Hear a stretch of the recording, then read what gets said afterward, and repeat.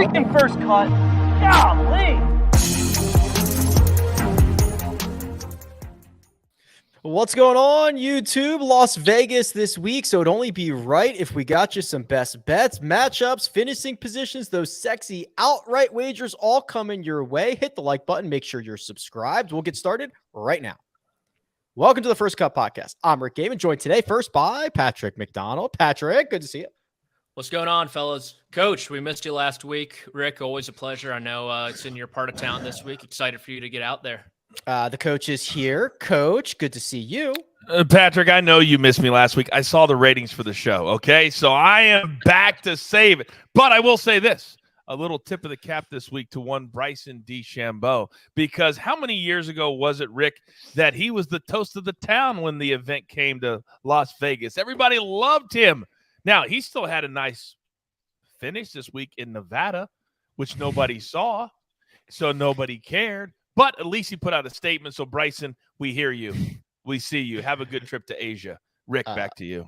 If you're completely confused on what Coach is talking about, Bryson finished runner-up in the long drive competition in Mesquite, Nevada last week. That is what we're referring to. We got Mark, we got Kyle in the mix last week. But, gentlemen, we've got you back here. We're going to do the betting stuff. We'll go through our matchups, our outrights. We'll go to the money ball. That's where we can put our money on anything. But before we do, let's chat a little bit about this event. Las Vegas, just one event in Vegas this year, Patrick. Last couple of years, we've had 2 weeks in a row. It kind of created a situation where you get a lot more of the top players, but still with Patrick Cantlay, Max Homa, Tom Kim, Sungjae Im back to defend his title. It's fairly top heavy at the top of the board.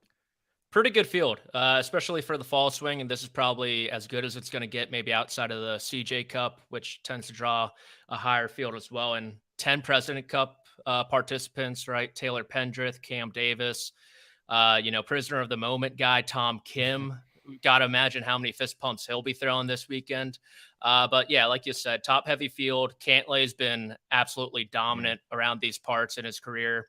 His worst finish was a T8, but he also was tied for the 54-hole lead that year. So it's kind of Cantlay's to lose, you want to say. And then you got Homa, Aaron Wise is up there as well, Sungjae. Pretty excited for this week. If you like birdies, Coach, I got an event for you. It's this one right here, because as long as that wind lays down, there's not a ton of defense out there at TPC Summerlin. I think 24 under was the winning score for Sungjae Im last year, and we've routinely been in the 20s under par. So barring a ton of wind, this is a very, very gettable golf course. If you are in the Las Vegas area, I would encourage you, if you want to see the top players play at this event, do it this year, because after all the changes next year, we're not going to see the top players show up in Las Vegas in the fall anymore. It's just not going to happen.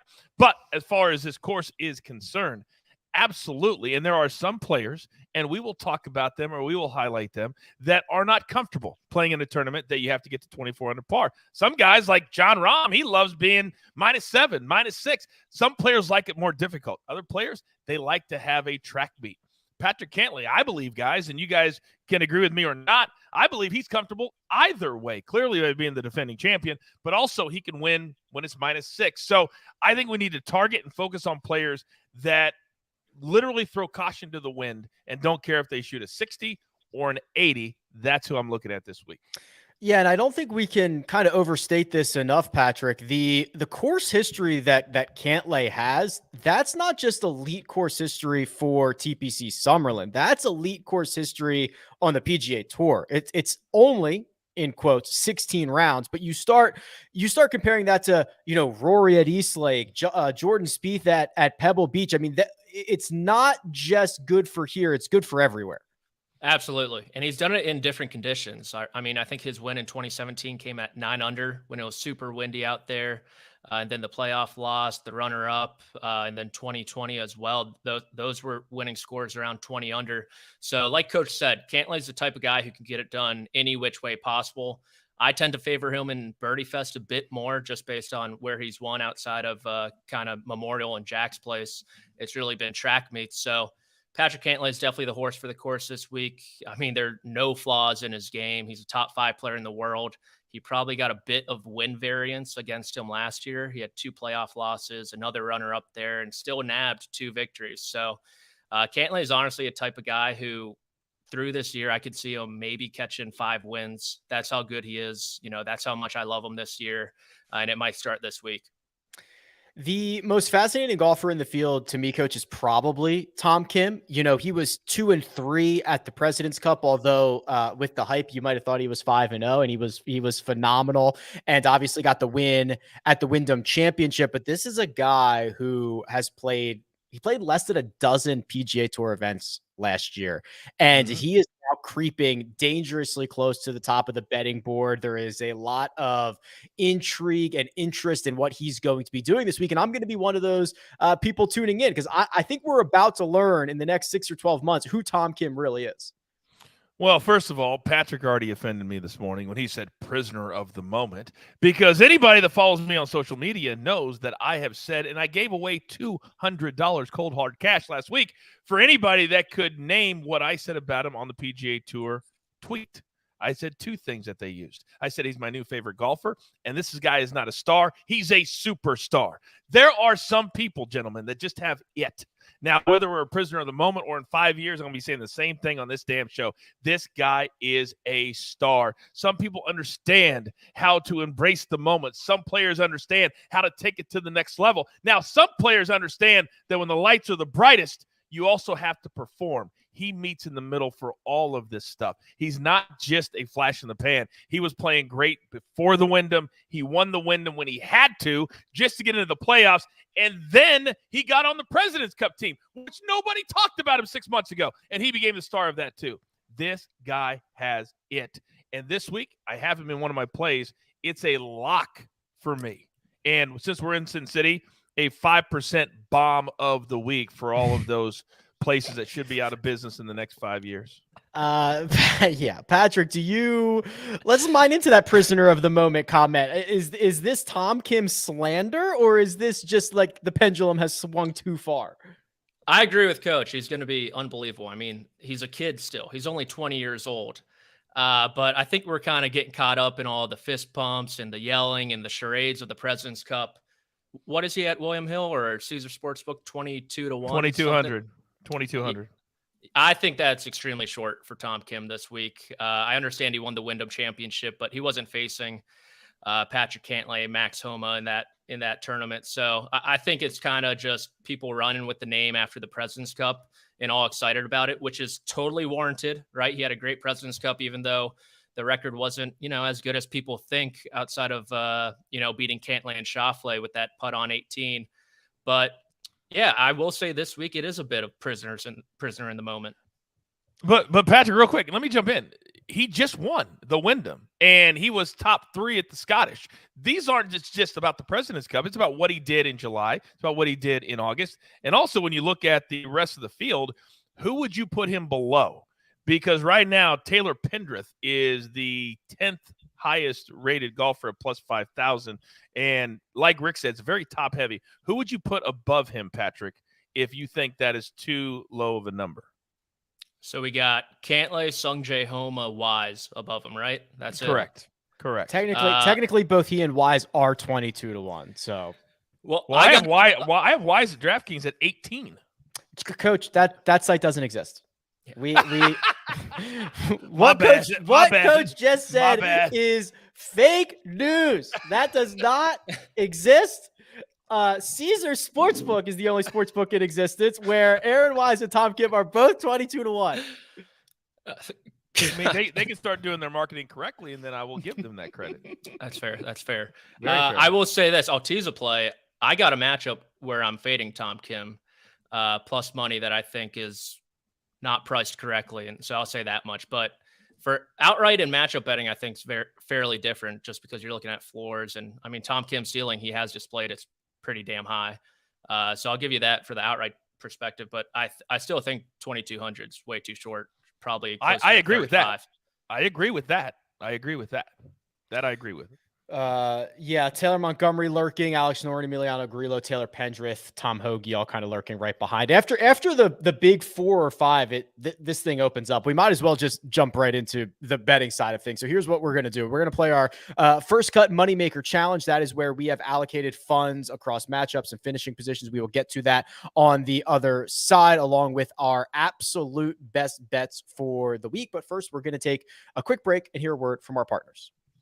And we're back. Okay, gents, let's jump into this little moneymaker challenge. So we are now 3 weeks in to this. This was the 3rd week. And the way that this works is we take 50 chicken nuggets and we take them over to Caesars and we drop 50 on a matchup. Then we put 30 on any finishing position that we want. And then we put 10 each on 2 separate outrights. That right there is the current season standings. And coach, this is strange because my numbers are in black. Patrick's numbers are, yep, those are black. Yours are red. What's happening here? Rick, you know I'm a man of the people. You don't even know what I'm going to say. You guys are already. I just think it's so funny. I just know you're going to give us something. You're winding up for it.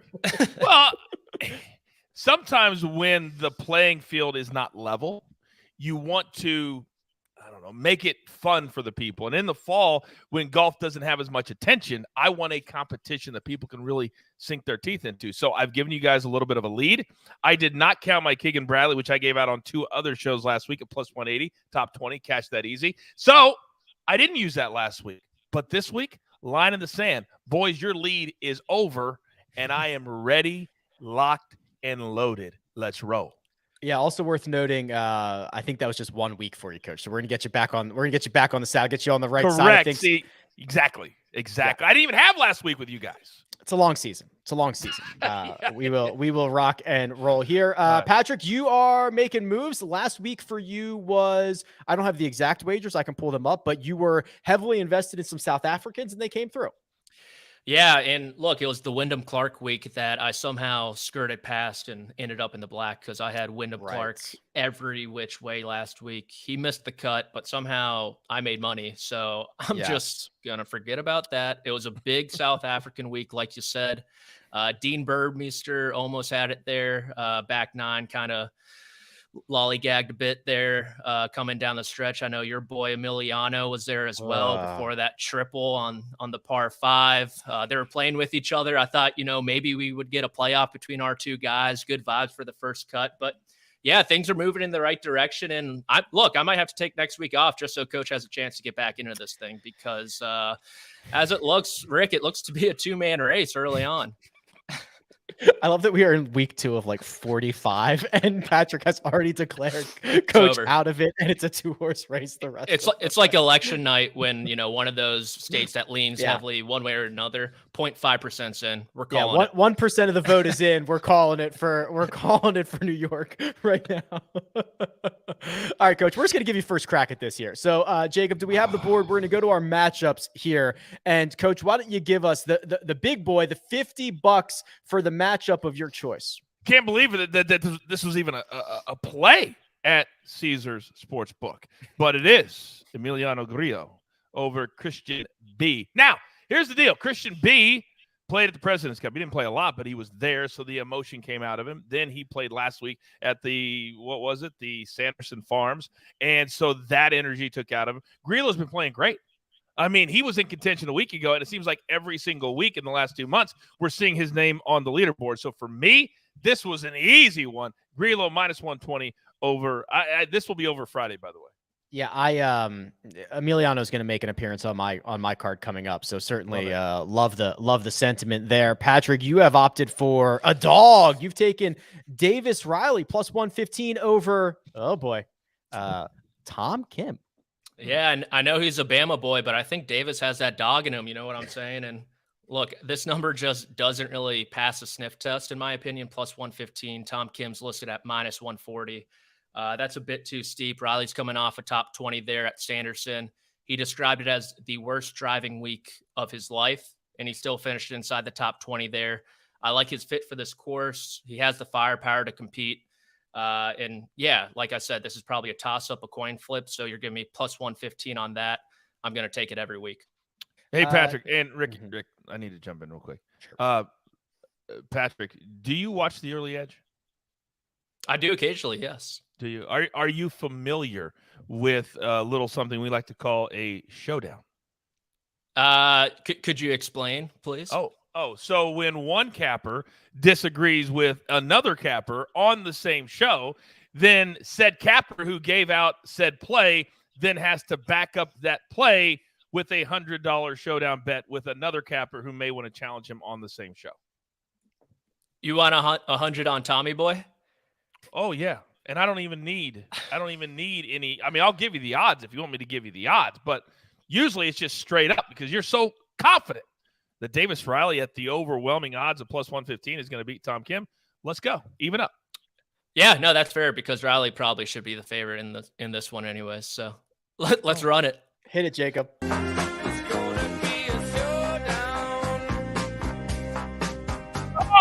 Doesn't watch the show, Rick, because he didn't dance. That means he's a fraud. You're an absolute fraud, Patrick McDonald. You early edge. I got you can't throw the F word at me like that. He's either an early edge fraud or a dancing fraud. He might not. He maybe just doesn't dance. Do you dance, Patrick? Maybe. Come on. I mean, I'm a white boy. I got no rhythm. Come on. I got a white boy rhythm. That's never stopped me from being out there on the dance floor. Yeah, maybe a couple drinks in, but not at 2:00.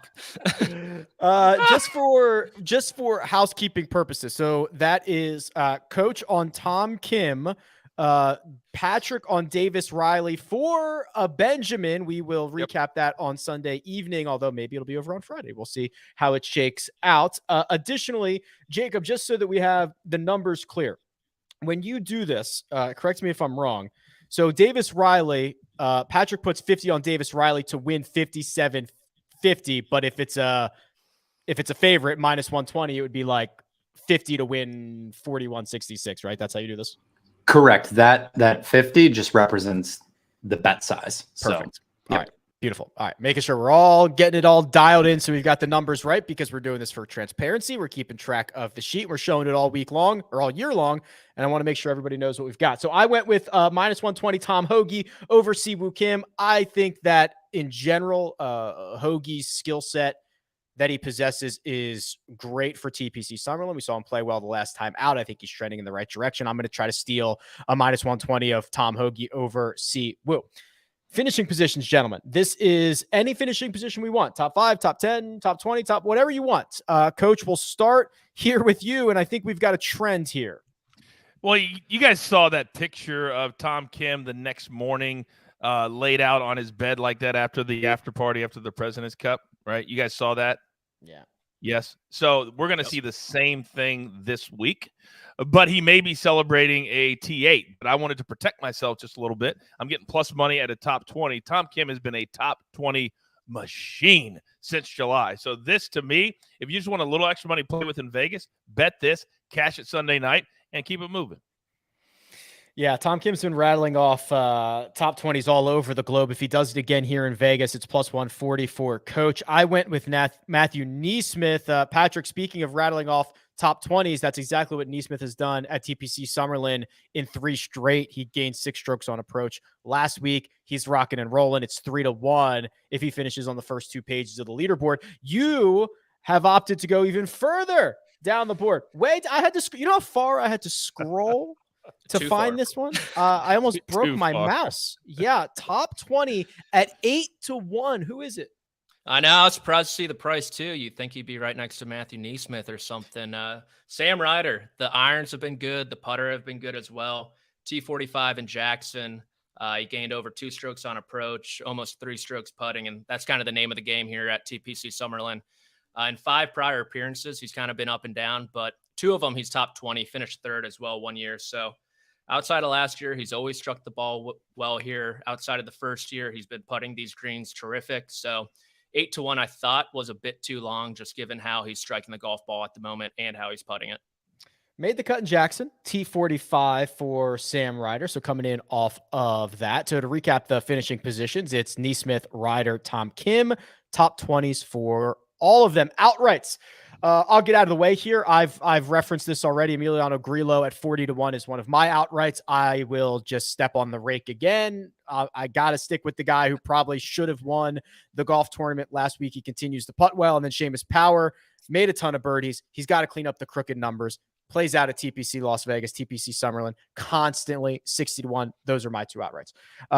Coach, you have also found yourself at least one Las Vegas native. That's Taylor Montgomery. So he's on your card. Who else do you have? So I've got the TPC killer named K.H. Lee. You put K.H. Lee on a TPC course, all of a sudden he becomes Tiger Woods. I cannot figure it out, but he loves these tournament player courses. So I'm going to take him at plus 6,600. Plus, he's won each of the last 2 seasons, albeit at the same tournament. I get that. And then Montgomery.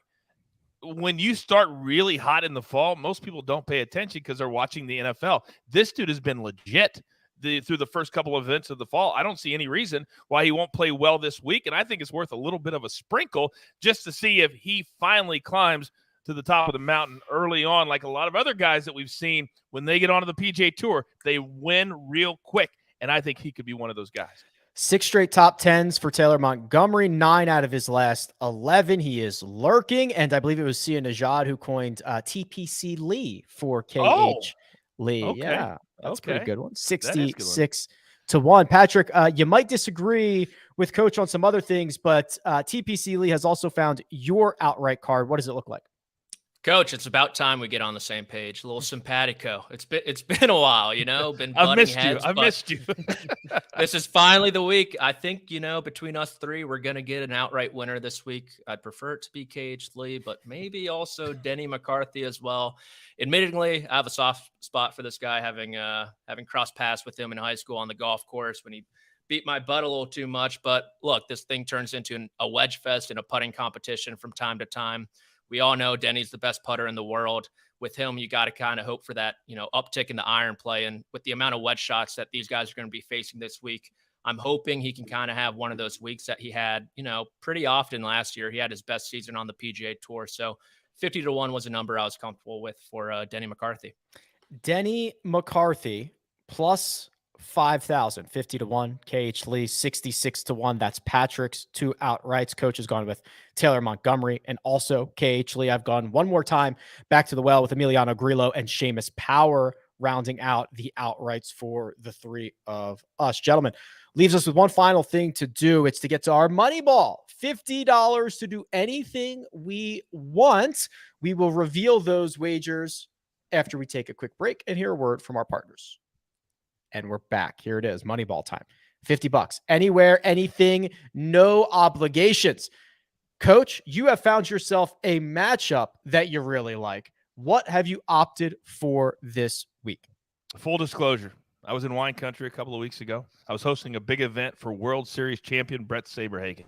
I was staying in my hotel room all the way because I had a ticket on Max Homa to win. And when Mr. Willett hit the 4 feet, I turned the computer off and walked out the door and did not even realize until I got in an argument with the guy at the event that he had won and Willett had not. Alas, I need to pay my respects to Max Homa. He is now an elite player, and the way he is playing with the President's Cup momentum, I think he comes back this week, and I don't need him to win. I don't need a top 20. I just need him to beat Aaron Wise at minus 130. I love this number. You might also need to pay your respects to Brett Saberhagen for showing up to his party late while you were watching golf. It was a little tight. I'll be honest. That's Max Homa over Aaron Wise for the coach. Patrick, you might be on this Patrick parlay situation because this is 2 weeks in a row. We've got a matchup parlay from you. Please tell the people both sides of it and what it pays. This one might be the end of it if it doesn't cash. Just with the heartbreak of last week, we were talking before with Jacob sending out tweets, just burying me on the First Cut Twitter page. Yeah. So for those who missed it, Keegan Bradley made up like 10 shots on who was it? Montgomery, and beat him by a shot, I believe, to ruin the parlay. Correct. Yeah, that is correct. And I didn't watch any of it. Thank God. I probably would have been tilting a little bit too much. And Coach, I know we were simpatico, but that runs thin clearly because I'm on Riley over Tom Kim, like I said before, and then It's over. Aaron Wise over Max Homa, baby. It's over. We're going with the Vegas connection here. Aaron Wise, his coach is out of TPC Summerlin. Max Homa's course history here, not fantastic. He's missed the last 4 cuts. And when you think about players who play well in Birdie Fest, Aaron Wise does. Max Homa, you think his best work typically comes at those more difficult golf courses. So I'll take Aaron Wise at plus money there. Riley over Tom Kim at plus money as well. And that adds up to plus 340. Just bizarro world, coach. He just took everything you did and did the opposite. It's okay. The beautiful part about doing a show is he'll have to answer for it next week. Yeah, that's right. Hey, unless, one of us will be right. Well, yeah, unless these both push, there will be blood here. God! Oh my God! Can you imagine if they both push, or if KH Lee wins? How can I celebrate when I'd have to share that joy and that glory with Patrick McDonald? No, hell no. But I would suck it up and do it. Thanks for being the bigger man, coach. I've been doing well with these top 40s. In fact, worth noting, if you're not watching on YouTube, we have this is just the specific Moneyball performances that Jacob has up there with the spreadsheet right now. That looks like 3-0 from Rick, which is oh my God. Go on, young fella. Go on, young fella. Patrick, here's the thing. In my universes, whether it's Rick in first cut or Sia Najad in early edge, they drive me insane because the low-key, phenomenal humble brag has been perfected, and it drives me insane. I'm just here to read the facts. I'm just reading the numbers. Stop it. Stop the numbers off the screen. I'll give credit where credit is due. Keep on going, Rick. Keep on. I'm going to put that undefeated record on the line with a Las Vegas guy. It's going to be Kurt Kitayama. And I'm going to ask him to finish inside the top 40 at plus 120. Kitayama played well at the BMW Championship, top 20 there. Played well at the BMW PGA Championship. That's a European Tour event. Finished like 32nd there. And then was phenomenal in Italy. Finished 7th. The ball striking metrics were insane. So I get a guy playing well, coming home, not asking him to do all that much. Go out there and get yourself a top 40, get yourself a plus 120. What's so funny, Coach? Nothing. I'm just already imagining next week, and it could go in a lot of different directions. So it is going to be like no matter what happens, Tuesday next week is going to be special. I might be sick next Tuesday, honestly. Like I might have to call out. Patrick's going to quit his job to avoid if something goes wrong here. Oh my goodness. Going back to consulting. All right, gentlemen. So just to recap the money balls, Kurt Kitayama top 40. Patrick has opted for a parlay. Davis Riley over Tom Kim plus Aaron Wise over Max Homa. If that cashes, it's plus 340. It says Mark on the graphic. That is mad disrespect to the coach. Coach has gone with Max Homa minus 130 over Aaron Wise. Those are the best bets of the week. Real quick, Rick, I was looking at some odds. Doesn't Liv play this week? Liv Golf plays this week, right? They're in Bangkok this week, correct? They're in Bangkok. So I saw some of the odds. And do you know that you can actually bet on if you can hear a tree fall in the forest at this event this week? Oh, what are the odds on that, Coach? They're high. They're high, but it's like plus 1,200 to actually hear that tree fall amidst all the people. I knew it wasn't going to actually be like a tip, I found one that's interesting. No, Lee Westwood or whatever. The Crushers plus 8.5 over the Dancers. Oh my God! What a joke! What a joke! What a joke! All right, gentlemen. Any other final thoughts before we get out of here? Yeah, I have one quick thing. Coach, do you want my Venmo now or later? How does this work when you pay me? Boy, tough. I had to wait for a second because I had to give a clean in and a clean out because most people don't understand production. And when we pull that out of the show and post it after I beat your ass, then and only then will you understand how the levels to this game are played. But I respect it. Okay. Venmo. Got it. Patrick McDonald is available on Twitter at amateur status. The coach is always available at The Coach Rules. Producer Jacob does all that hard work behind the scenes. And you can find me at Rick Run Good. This has been The First Cut. We'll catch you next time.